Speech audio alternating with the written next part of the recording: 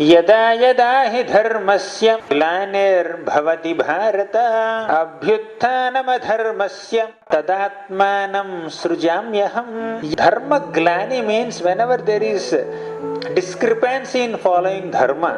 Abhyutthanam adharmasya, when there is predominance of irreligion, when that is happening, then tada atmanam srujami aham. At that time I personally appear.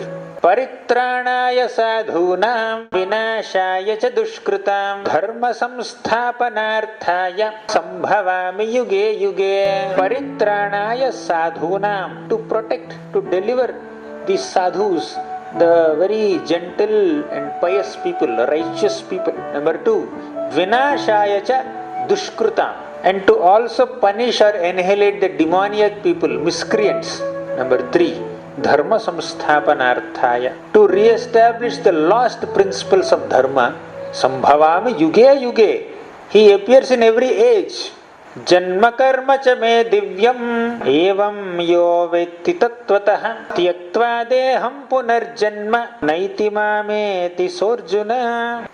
Janma karma cha me divyam, all my activities and all my appearances are divyam, divine.